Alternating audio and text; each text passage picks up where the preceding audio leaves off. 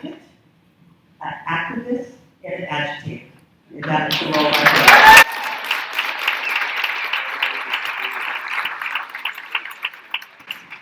So let's introduce the first person you're going to interview tonight. We're going to each one at a time.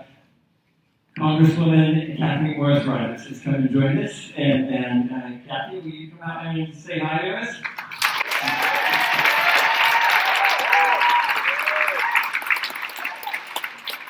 So when I first brought up this crazy idea to do this, Cathy was the first person to say yes.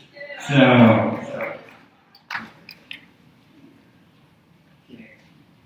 I'm going to leave it to you guys.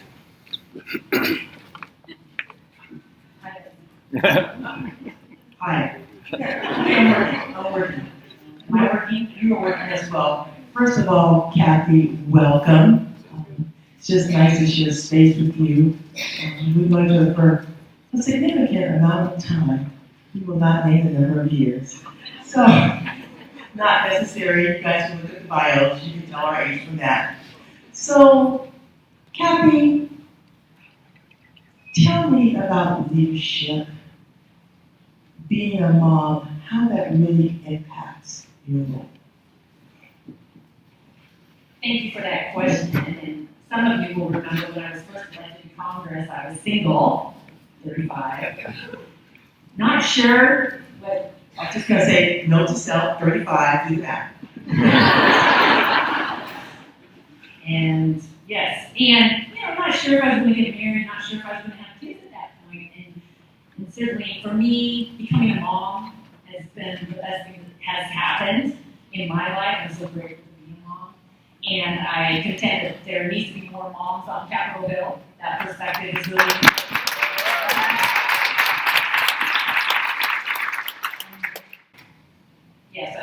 Yes, and we've had 3 kids. I married a Spokane kid, boy, or a man.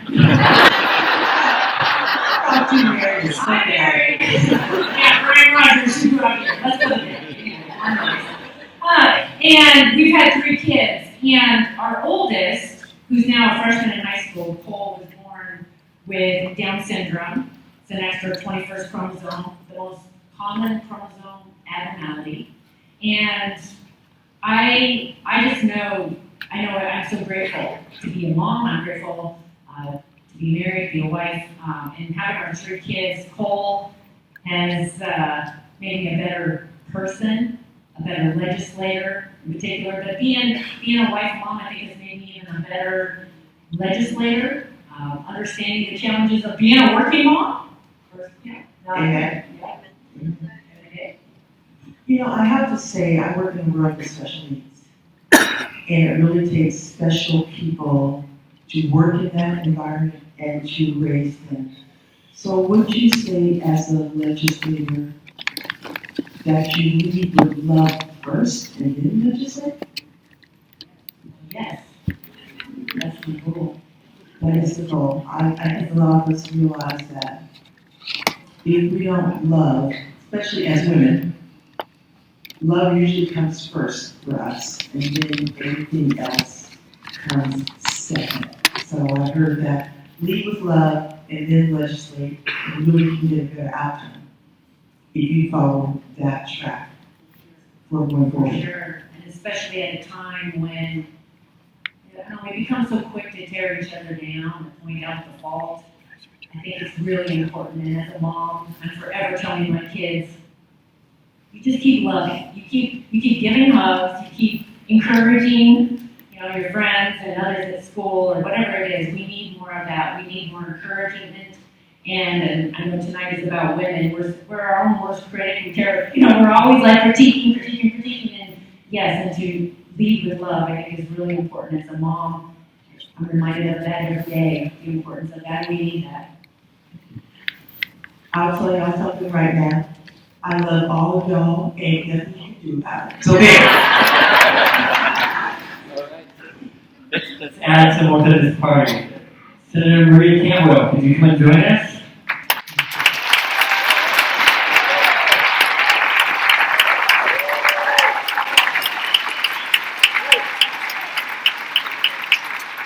if you all were watching the Fantastic game last night, that there was a moment when you were on TV. You looked great.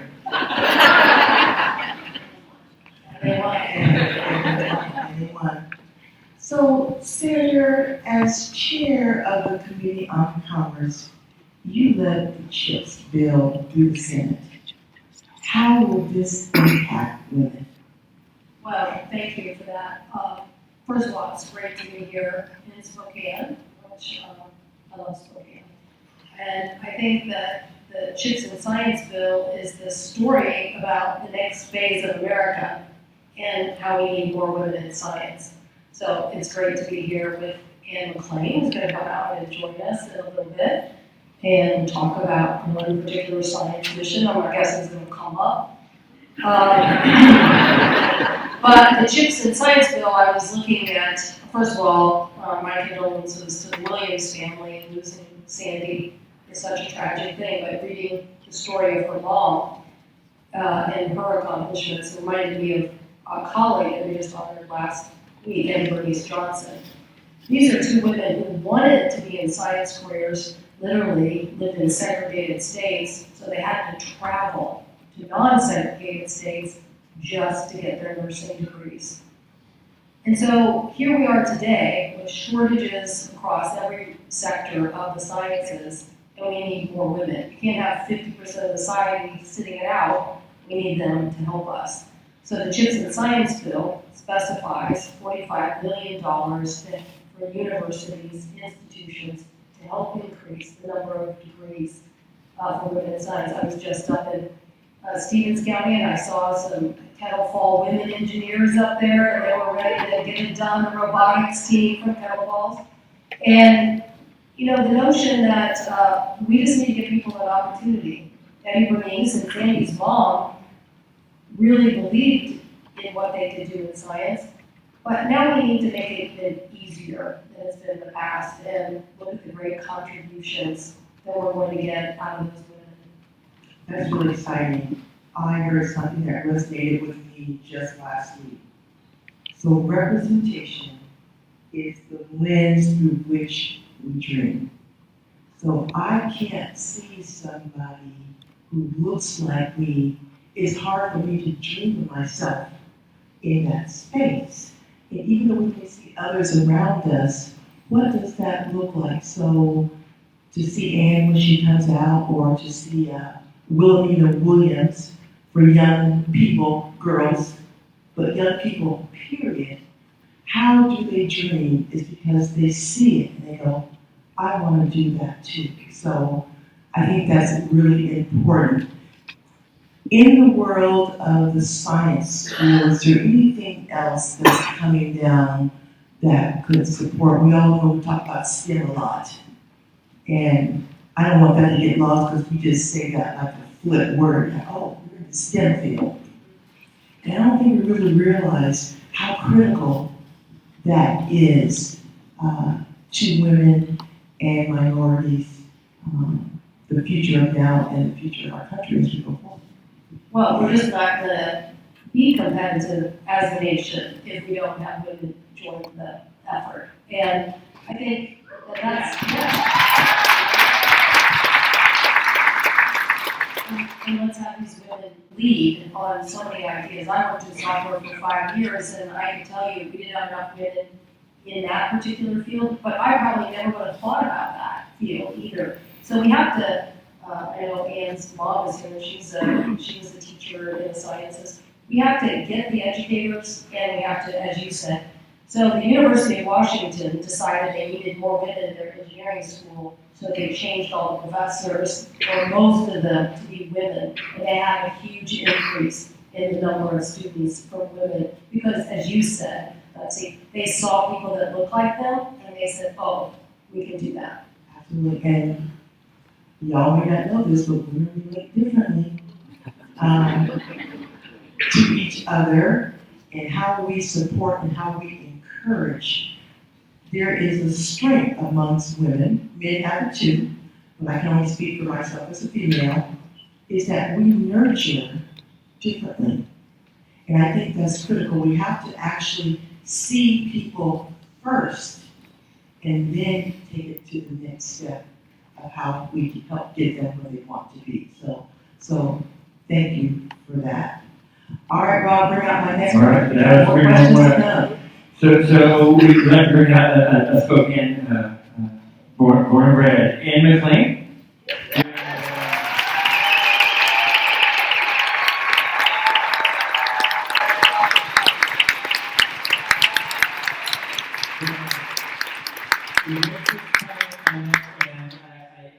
So we really overcovered Gonzaga basketball. And you are the Gonzaga basketball of science, so we really overcovered you. And when she was at the space station, she literally subscribed to the Spokesman-Review. And I was horrified, because we can't deliver this downhill. And she asked today, how should I dress? Like an astronaut.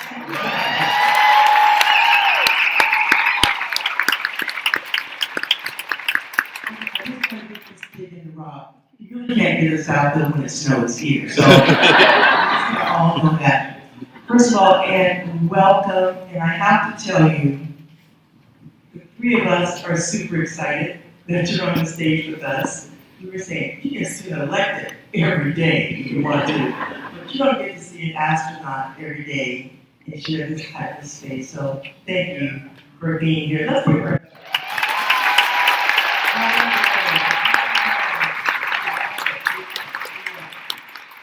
So, Anne, we all deal with biases, but how do you deal with it as a leader? Well, thank you for the introduction, Rob, and thank you for the question.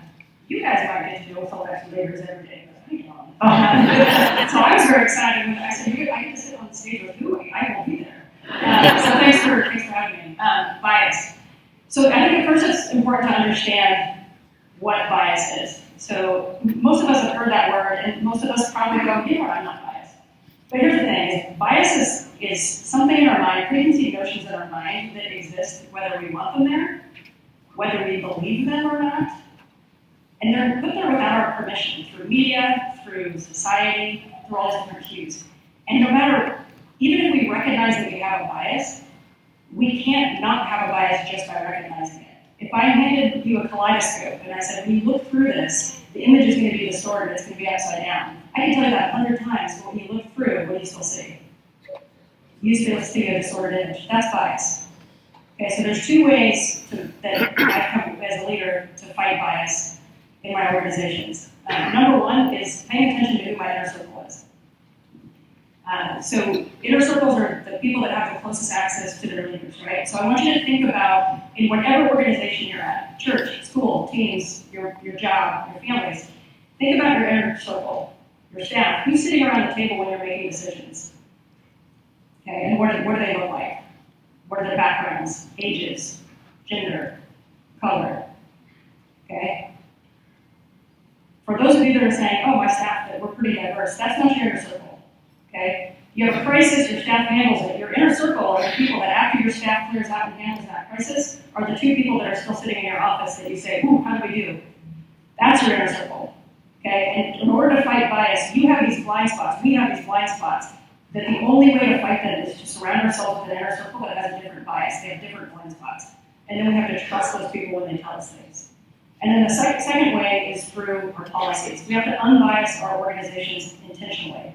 That starts with selection, understanding that even just the way we put out a job description will change who applies to that position. It's been shown that if you select one person at a time, you're more likely to not have diversity in your organization. But if you batch your selections, you select 5 people at a time, you're more likely to seek out diversity. It comes in our performance evaluations. Performance evaluations are usually 2 parts, right? Performance and potential. It's been shown that performance is usually pretty fairly evaluated. When you take the highest performer evaluations in your organization, you look at the write-ups for potential, that's where bias comes in. Okay, so men, women, non-binary, all these different people, great recommendations, but they potential might be different. It comes with how we allocate work. You know, we give work we are biased in the way that we assign work, so where you can, let people opt into work. If you have 50 has to do instead of assigning them out. Put them out and see who comes forward and opts in. And then data. You just have to pay attention. You have to pay attention to the policies that you put in and what are the intentional and unintentional consequences. Absolutely. So I will say,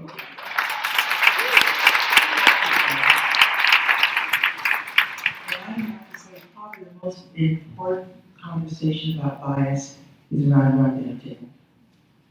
That's where some of the hard work really happens, because that's a safe space for most of us, is at our own dinner table. So I can tell my relative, most of them, how I really feel, and they're still my relatives. So I have to applaud these women because of their own right.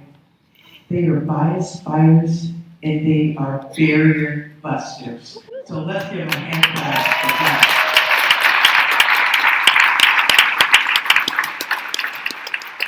I didn't say ball busters. I said barrier busters, but they could be one and the same thing. Just depends on the conversation. So I want to ask you a little bit about empathy and relationships. Do male networks look different than the networks women have? Anyone can answer that. Well, I think if you just look at the people that you're honoring tonight, and you look at what they decided to do. They saw a gap somewhere, whether it was the foster program, whether it was taking care of veterans, whether it's just giving empathy through knitting together and creating a circle. People picked up and created something that wasn't being addressed. Probably nobody just voted on them. Nobody came and knocked on their door. They saw a need and they went and answered it. I think that's very what I see a lot of women doing, and it's great. It's great that they will step out and just step up and solve the problem. Absolutely.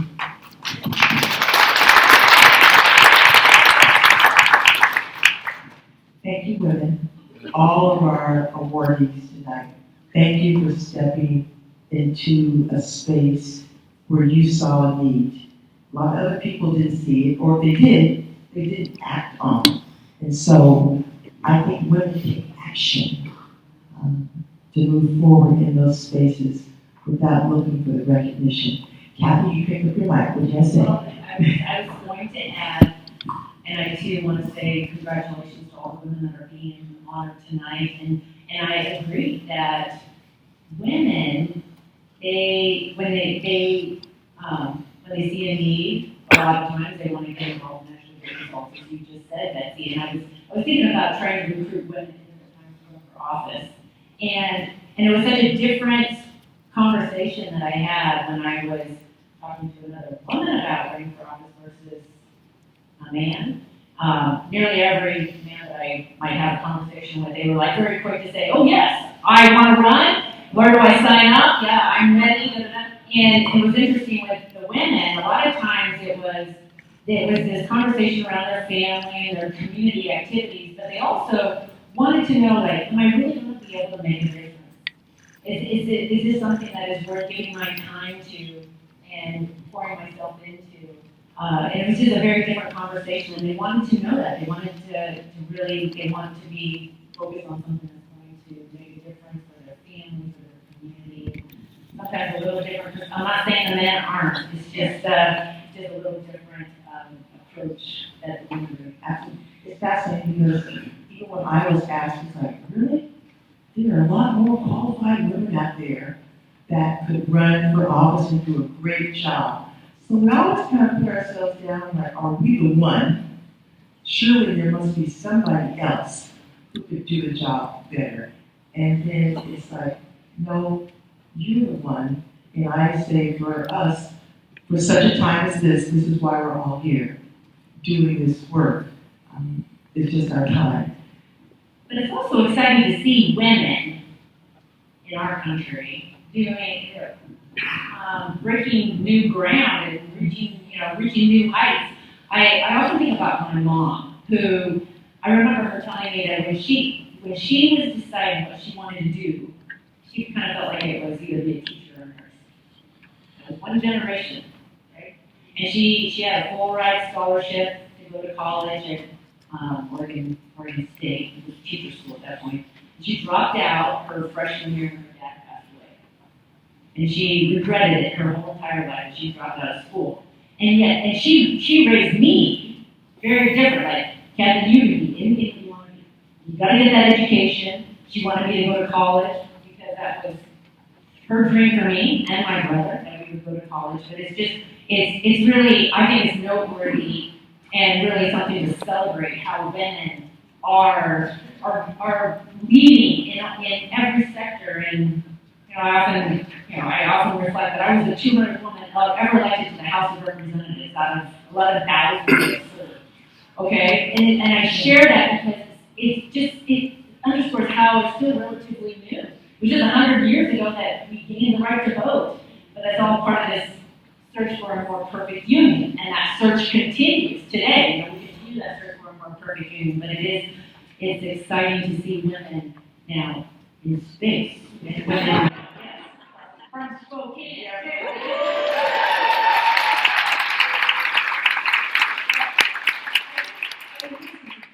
We love the rest tonight.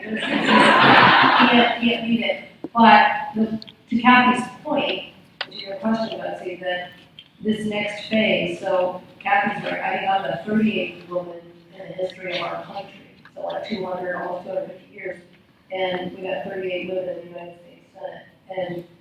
And so we've got a ways to go. We're only 24%. We're 50%, at least of the population, and we're only 24% of that body. But instead of Cathy's mom now just saying, okay, well, it's either nursing or teaching, we want to say there's so many aspects of what we need. We want to see a woman in all of these roles. We want you to think, and so that's why we're so excited about what Anne is doing, because she is going to put a face to, an image to, what someone can accomplish in something that, I don't know that people ever gave much thought to, the fact that the background and preparation in science that it would take to complete this mission. So I can't wait, because I just want to excite every young girl in the United States of America to think about what barriers they may break. Absolutely. Yes, yeah, if I could add on that. Wow, first of all, diversity is naturally occurring, right? Like the gamut of smart people is diverse. The gamut of good pilots, the gamut of good nurses, the gamut of good leaders diversity is naturally occurring. So when we have a lack of diversity, it's because there's a barrier somewhere, right? And so we think about this a lot in astronaut selection. Like if we cast a net and we only get one type of person applying, then there's a problem with our net. There's a problem with how we're selecting. There's a barrier somewhere that we're not seeing. And so if you look at your organizations and it lacks diversity, you can't just shrug your shoulders. You have to go left and go, where's there a barrier that I'm not seeing? So you teed it up exactly correctly, but the people just before us, I had this profound realization when I was in space that if I was born just 10 years prior to when I was, I would have not had the same opportunities that I had. I did have the opportunity to walk through these doors, but those doors were opened by other women that did not accept the status quo.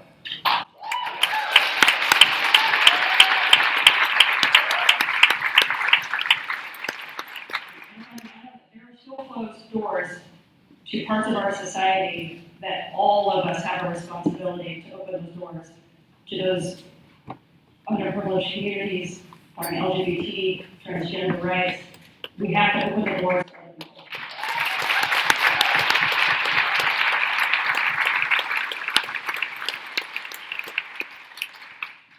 So, Rob just gave me a piece of paper. It's because we're getting questions from the audience and from high school students, so I'm trying to message them up to her. Because you weren't getting it telepathically. That is your skill set. You didn't give me my space element. So, Anne, the question is, talk to us about unfair characterizations of women in leadership. We did label, and I'm going to ask the rest of the other two as well that question. Yeah, I think this is probably something that everybody's run across. You know, I talked about those evaluations, and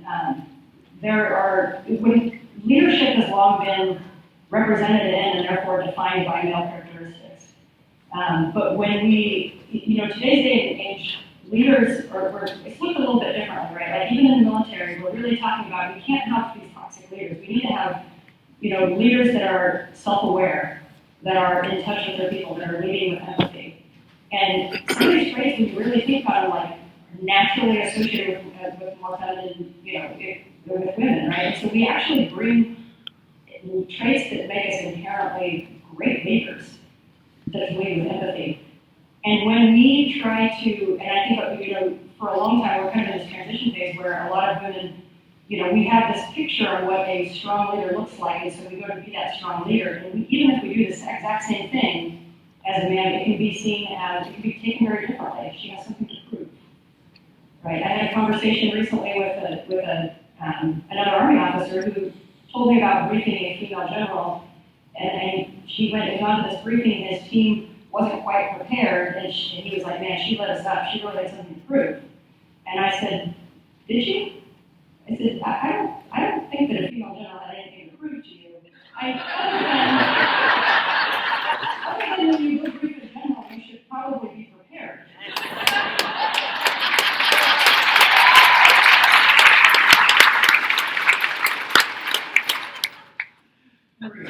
Well, we have a little joke in the Senate. We say when TV cameras come, there are two kinds of senators. One that runs to put their hair, their hair and makeup on, and then there's the women.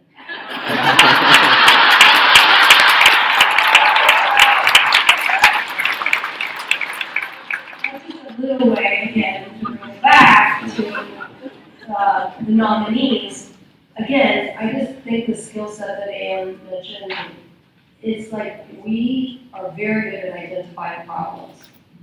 Very good at identifying problems. It's almost like we are more encompassing of, well, who is affected by the problem? Who's this being, where's the challenge to these individuals? And we see that picture clearly. And I think that's again why people just go out and then do the solution. And I think what we need now is a little more collaboration. We need our problems are going to be solved because people collaborate, not because somebody dictates or not because somebody, we just have too much information in the information age to make it something that's dictated. But we have a lot of projects in our state that we've been able to accomplish. The Yakima Basin is an example where people who totally disagreed came together, and now because there's information and they can get around the table and they can have this discussion, they basically can move forward, and they did in this particular case as part of our state. I think women are, I'm not saying men aren't collaborative, but I do think women come to that table a little more open to who's affected, where's the problem, how do we solve it, and I hope that we can broaden the horizon with other people and show that women are very good collaborators. And I think that's what's, I see that in the Senate today. We need both. And I think it's, as when I know that they've done some work, or they've done some analysis of women in elective office, and women, we approach politics different than men do. We generally are better listeners, more collaborative, work across the aisle, not as focused on who's going to get the credit, more focused on wanting to actually get things done, bipartisan, looking for the common ground. And I think those are all good qualities. I think those are qualities that are helpful to our outcomes and qualities that are going to help on Capitol Hill, and that's part of why I've been encouraging more women to run and get involved in politics.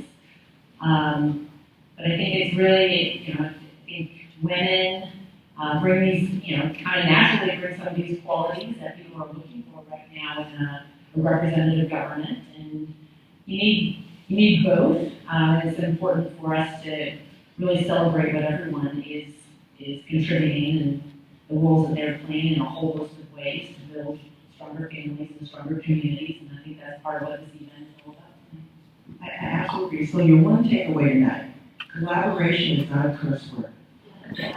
It is not a dirty word. It is absolutely essential for us to move our community forward, because not one group, male or female, has the entire answer.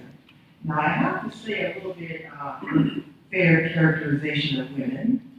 When we are strong, we are labeled, and I think that's something that's an ongoing uphill battle. So when you hear that, just because Cathy's strong doesn't mean she has two horns and a tail.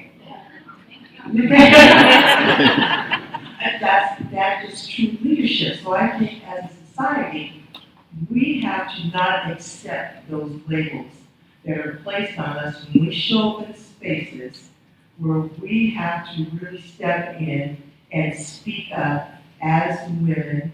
No, I cannot be home baking cookies. I don't bake cookies, I bake pound cakes. So, just so you know. So I think, and women have realized that we can't do that to each other. I think that has been our big awakening. It's like, it's one thing for the general population to tear us down, but for us to tear each other down is absolutely not acceptable today.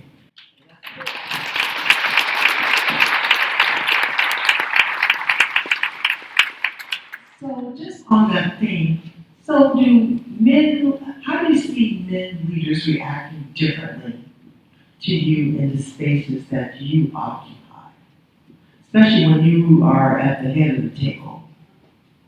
Yeah, trust me, I've seen, as we've gotten more women in the Senate, it's definitely a different reaction. I mean, I think that, I'm not gonna say.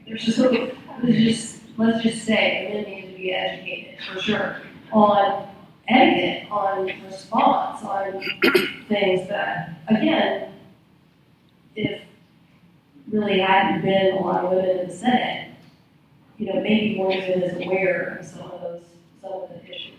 But the more, when you get to be about 24% of the body, then people start paying attention. Now, I've encouraged women, well, we should fight for something that we all believe in.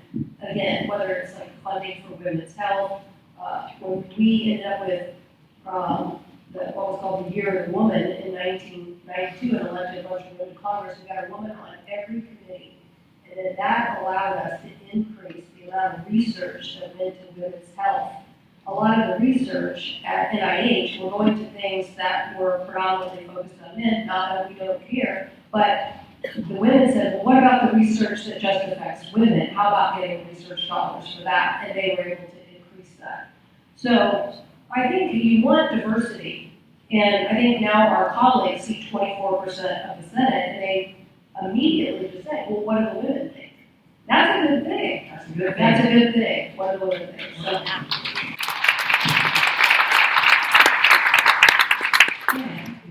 Ask us what we think, we're probably willing to tell them. well, I think more importantly, I think they think if they don't fight now, it could be a problem. Right? I think they think, well, we better ask them. We better ask them what they think. And that's important, again, because there may be issues that we represent, that we care about. It could be child nutrition. It could be a whole host of things that we feel very, very passionately about, and we want them to understand why this issue is important. Well, I think we all bring different experiences and backgrounds to leadership, and I was thinking that I also think it's generational.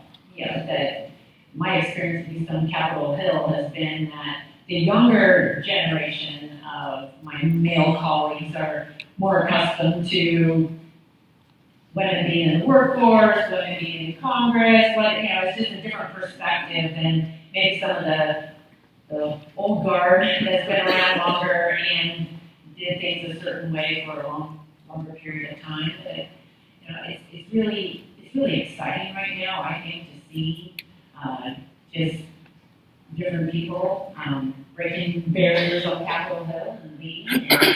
And you know, for the most part, I still contend that we should treat everyone with respect and dignity, and the way that you treat people is often the way that they treat you back. And you do unto others as you would have them do unto you, and it really is showing that respect.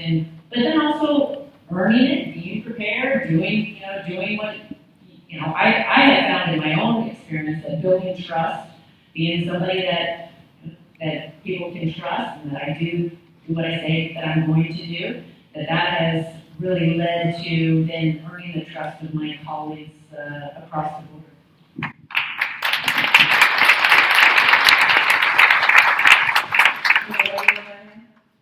Sure. Obviously, I work in a very different environment, and I've been fortunate. My whole professional life has been in the military, and a lot of my formative professional life, was spent kind of at the height of our conflicts overseas.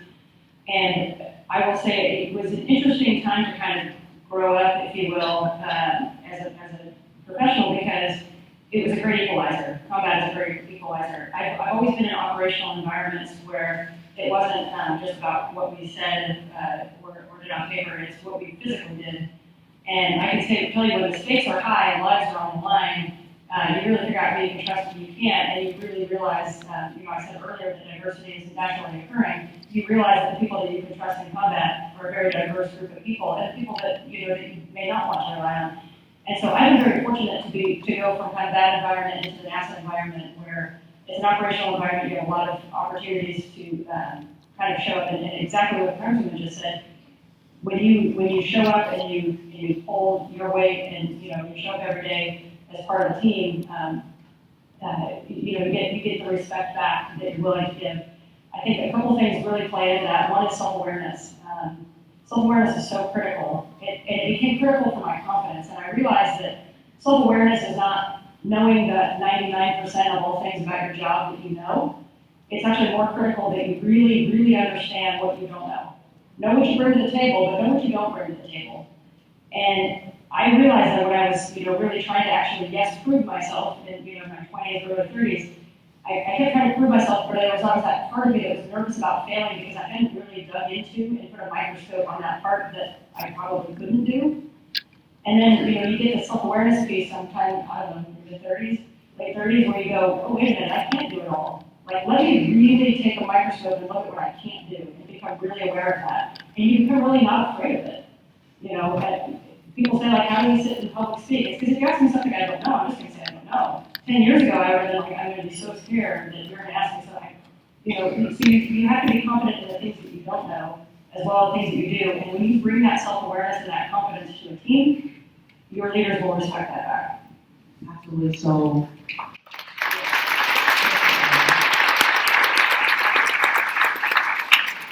we're still fascinated. She's up in space for that long time. I can't be on the airplane for 2 hours because I'm getting paranoid. When are we going to land? So really what I'm hearing is a real cultural shift in many of these spaces. But I think for women, foundational is relationships. And women, men do too, but women really value relationships. We work hard at it, and it is work. We all know to maintain relationships is not just, oh, hi, Cathy, how are you doing? Good to see you. And it's been a year.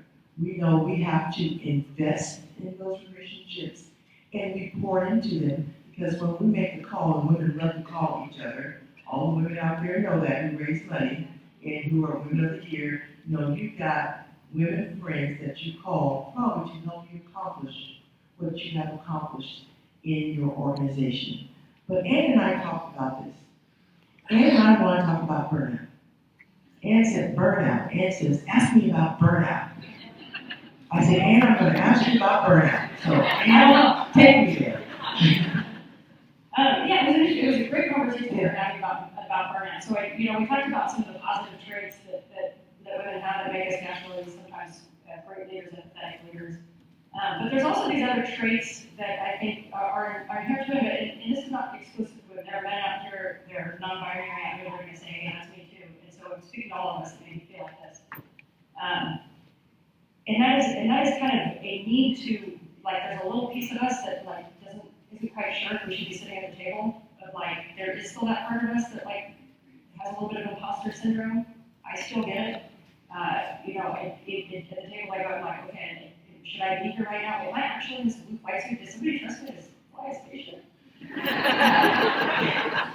And so that bit of imposter syndrome can make us seek out validation that we're doing well enough. And this is kind of, the term would be codependency, right? Like where our own insecurity makes us seek out relationships where we're needed, and that makes us really good at motherhood, natural fit for those of us that tend to be a little more codependent, makes us really good at leadership. But what it does is it also prevents us from setting really good boundaries around our own health and leadership. And so we constantly are seeking that feedback that what we're doing is good, and I can see 1,000 things that need to be fixed, and I'm going to fix every single one of them, instead of going, hey, I can actually pull back here a little bit. My personal time matters. I'm allowed to have a life on the side. And so at some point I realized, like, you don't have to do the extra credit for your whole life. You do if you're still in school. That'll get you where you want to go. But at some point you pull the throttle back, as we say, right? And show it, because you're going to be better at what you have, but you're also allowed to be content. You're allowed to seek out that balance and just be happy. Yeah.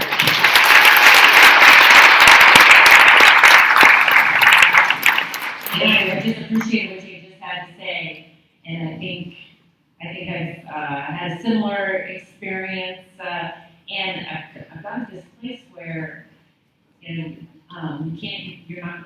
not going to fix it all, and there's always more on the to-do list. There's always more people to meet than time permits, and so making sure that I am in a good place myself, doing those things that fill me up so that I have more to give. Because when you're running around on empty, then you don't have a lot to give.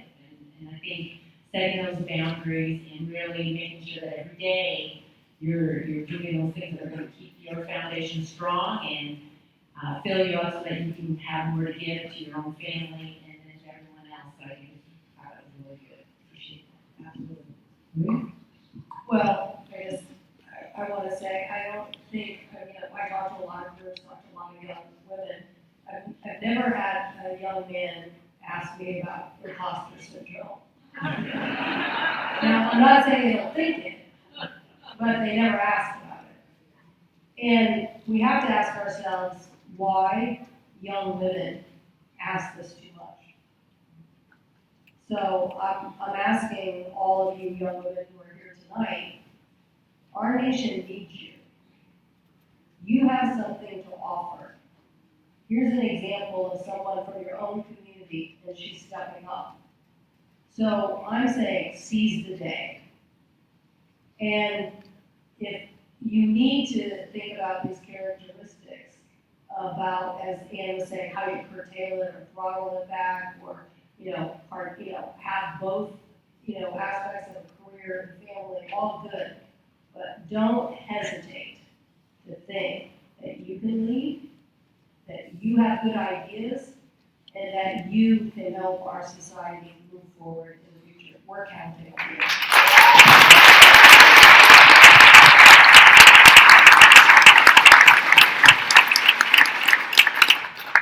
Was that a challenge? I equate to sports. I think guys play sports and I think they're aggressive. They learn how to be aggressive when they're young, and they know how to compete, and they don't think about it become second nature, and they just get in there. And I think the girls who may not play sports or not, but I'm asked too often for the most talented group of, literally the Jackson Institute that is at the UW, that's the foundation named after Scoop Jackson that looks at foreign policy and leadership. These are the most talented people. You can't get into that master's program if you're not talented. And these young women will come in and say, well, what about imposter syndrome? They literally, it's just part of this. We just have to help women stand up and lead. And again, we need the diversity, we need the ideas. But I do think that maybe that we haven't just gotten enough training. So I want them to know our nation needs them. Absolutely, absolutely. Thank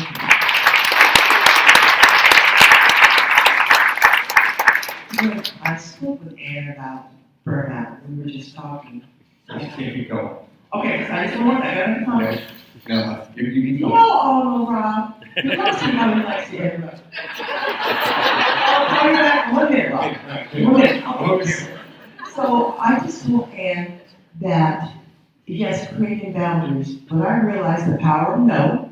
Yes, I am inspired and I will go forward, but I realize that if I don't get out of the way, then I am blocking somebody behind me. And that's something I think we have to be cognizant of. It's like, this is my time, Betsy has served, I hope I am priming the pump for somebody, but if I'm gonna be here for 50 years, where will the opportunity for that woman be if I don't move on and make space for her?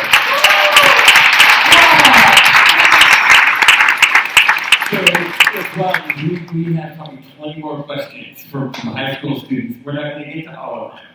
So this has been a really great conversation. But I got to tell you why they're all here, because you're really, if you love them now, you're about to love them even more in a second.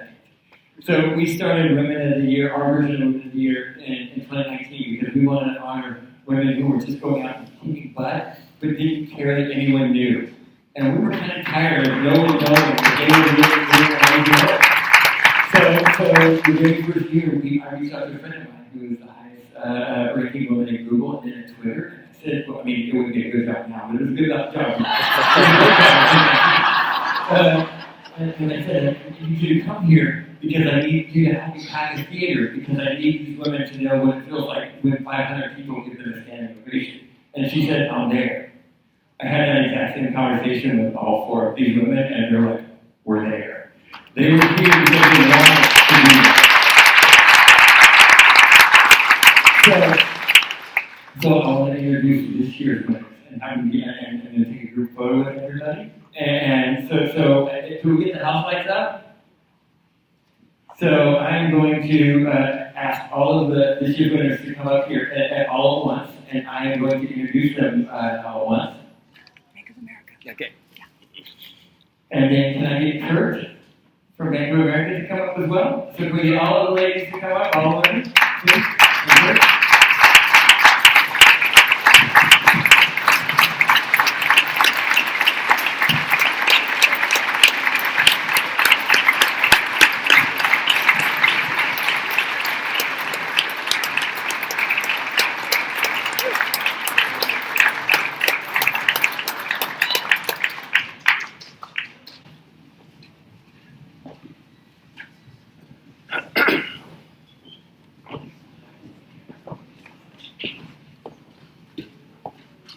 Rob, thank you so much. It's just an honor for us to be here, and I've got to tell you, I am just.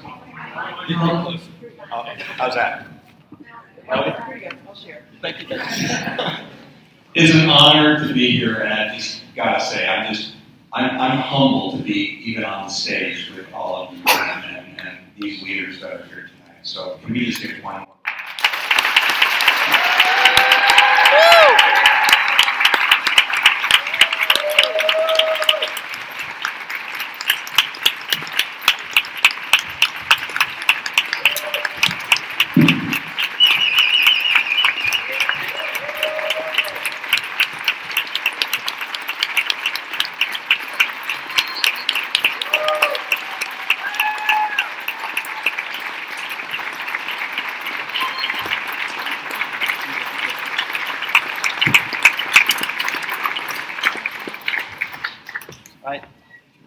I've been with Bank of America myself for 38 years. And I can tell you honestly that I would not be in the position that I'm in if I didn't have a strong women leaders ahead of me that gave me the opportunity. The job that I have today is because I had a strong leader in front of me, a woman that gave me the opportunity. And I'm humbled and honored to be part of that. And so again, it's just an honor to be here. Thank you.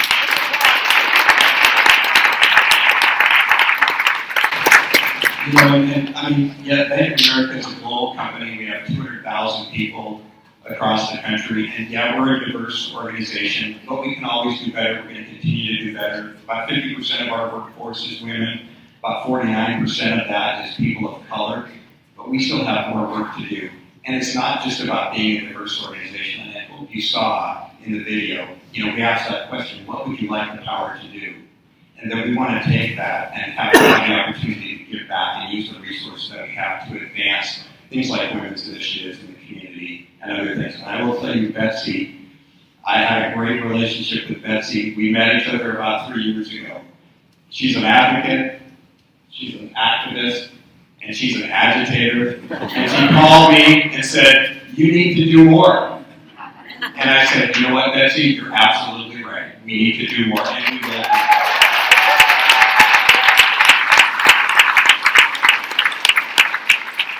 So it's my pleasure, it's also my pleasure to use Sarah Disbell. Sarah is our executive for our marketing at Spokane City Council, who's going to work with me and the rest of our leadership team to do more, to advance more of women's issues, racial equality, social justice, and economic mobility. Sarah.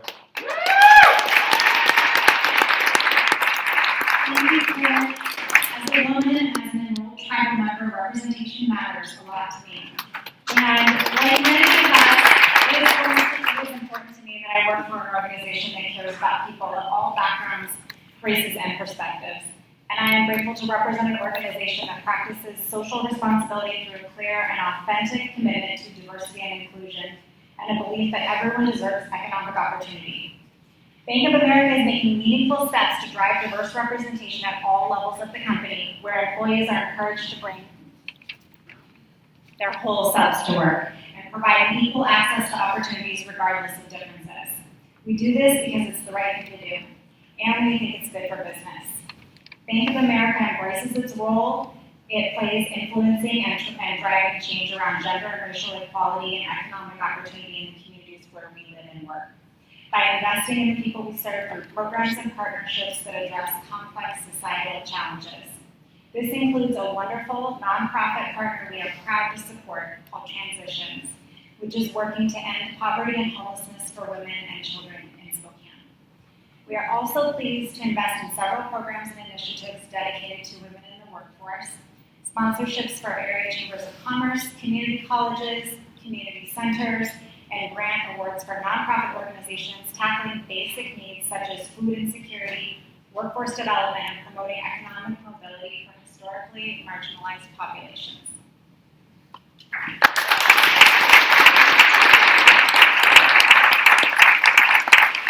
You need to know Sarah.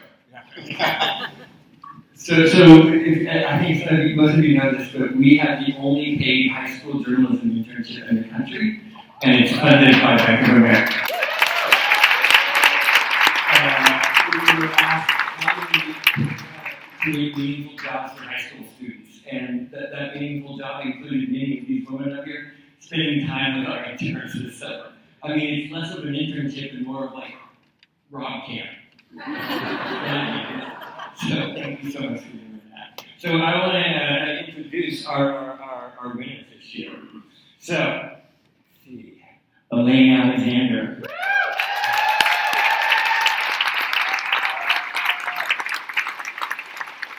Carlos Rivero.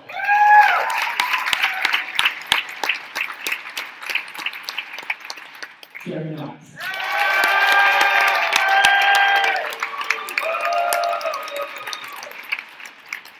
Christy Wood.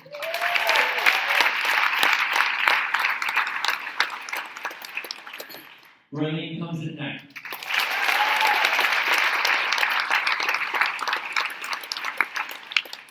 Emily Peterson.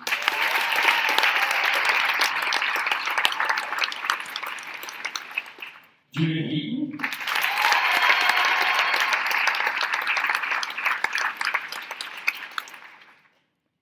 Trisha Hughes.